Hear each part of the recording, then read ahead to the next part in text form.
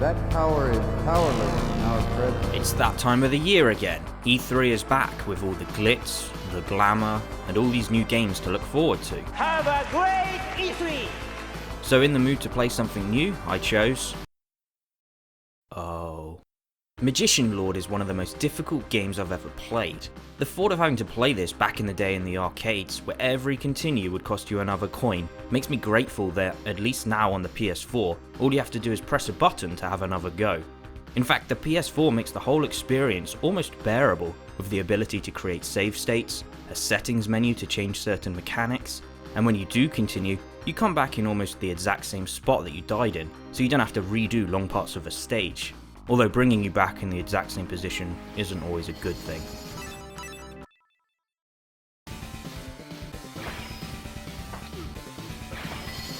Without the ability to have unlimited continues, I probably couldn't have tolerated more than the first few levels. You've got to approach this game methodically, learning each of the stages and working out how to take out each of the enemy types without getting hurt. And this is going to take a few attempts. It's easy to end up getting overwhelmed, because if you don't take something out fast, then before you know it you'll end up against 2 of them, then 3, then a whole army bouncing around the screen not giving you any room to stay alive. Lots of the enemy have unusual movement patterns, and with your slow moving main character, plus the fact that the sprites are so large, means that often you're going to have a hard time getting out of the way. What imprudence, you human beings! Face your trial by God. You can get hit twice before dying, but there's so little recovery time between hits that when you get in a tight situation, you'll very quickly end up dead.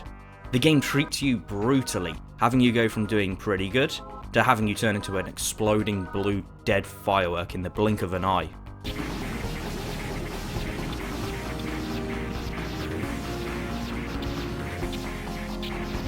The game looks and sounds pretty good. So I noticed this while editing, that this little skeleton here actually flips both middle fingers at you. Look at this.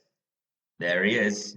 With some interesting mystical settings and creative backgrounds. You'll go from hell to this place, which is called the Underground Passage of Terror. I'm destined just to die. There's plenty of unique monsters to fight too, as well as a healthy roster of boss fights.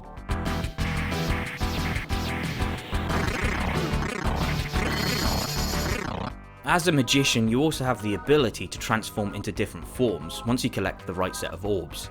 These all come with their own moves and abilities and provide you with twice as much health. But again, sometimes even this isn't enough to stop you from dying in an instant.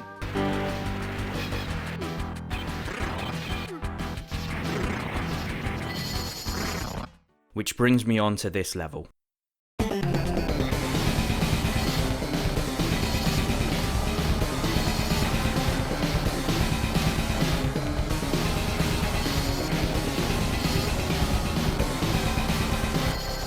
The platforming in the game is usually not too bad. It does have the occasional problem.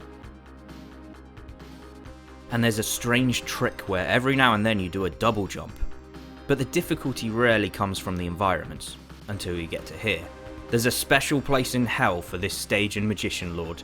Eventually you can manage to get better at this game, and get through things without taking a hit. But it'll always be easy to make a mistake, and it's very unforgiving. But for some reason, it has this old school ability to keep drawing you back in. It's satisfying finally being able to master something that you once struggled with so much. Nowadays people say games like Dark Souls is hard, which it is, but now that's kind of the exception rather than the rule. But Magician Lord was one of the launch titles for the NEOGEO AES console back in 1990. In fact, it was one of the games that was bundled in when you bought the console. So basically, this was the kind of difficulty everybody used to play, and not just the so-called hardcore.